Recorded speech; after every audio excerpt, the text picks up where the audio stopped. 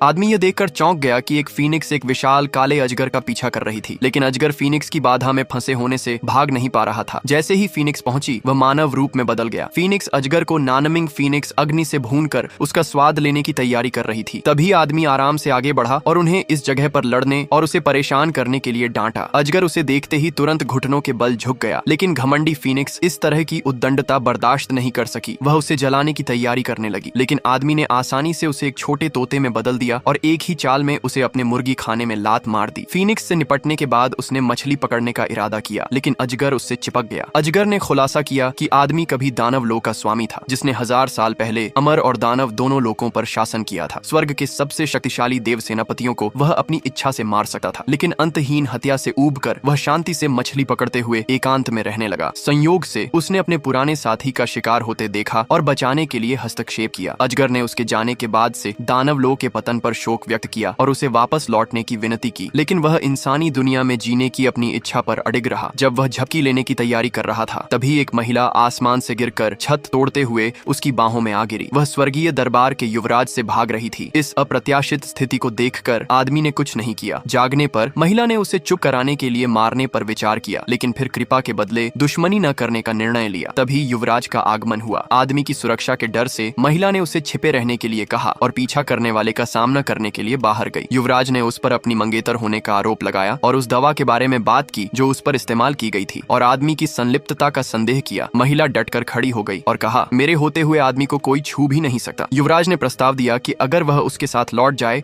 तो वह जान बख्श देगा। आदमी को बचाने के लिए उसके पास बात मानने के अलावा कोई चारा नहीं था। आदमी केवल अपनी शांतिपूर्ण जीवन जारी रखना चाहता था, लेकिन युवराज ने उसे मारने के लिए स्वर्गीय सैनिक भेज दिए। सेनापति ने प्रहार करने के लिए एक विशाल हथौड़ा उठाया, लेकिन अगले ही पल सभी दुश्मन बिना किसी प्रयास के पराजित हो गए। तोता बन चुकी फीनिक्स उसकी शक्ति से हैरान थी। 10 साल बाद फीनिक्स अब उसके लिए महज एक छोटा मोटा काम करने वाली बनकर रह गई थी। तभी वर्षों पहले वाली वह महिला गंभीर रूप से घायल होकर अपनी बेटी के साथ लौटी। उसने लड़की को उसके हवाले कर दिया, क्योंकि उसका जीवन समाप्ति की ओर था। तभी पीछा करने वाले भी वहां आ गए, लेकिन आदमी ने उन्हें आसानी से समाप्त कर दिया और माँ बेटी को पास आने देने के लिए बैरियर तोड़ दिया। महिला ने लड़की की जिम्मेदारी उसे दे दी। जब आदमी ने महिला की जांच की तो पाया कि उसकी नसें टूट चुकी थीं और केवल उसके शरीर का एक अंश ही सलामत था। उसने इसे एक साधक का काम पहचाना और बदला लेने की कसम खाई। महिला की हालत ने दुर्लभ और अत्यंत गुप्त शक्तियों की उपस्थिति का खुलासा किया, जिसमें 9 जड़ी बूटी, विचित्र आत्मा, रक्त देवता और साथ ही उच्च श्रेणी की आध्यात्मिक औषधियां शामिल थीं, जिन्हें उसका भाई लंबे समय से खोज रहा था। इसी बीच एक दुश्मन ने आदमी का मजाक उड़ाया कि उसने सम्राट के समारोह को बाधित किया और माँ बेटी दोनों को पकड़ने की कोशिश की, लेकिन सामने अब एक भयानक ताकत खड़ी थी जो असल में ब्लैक ड्रैगन किंग था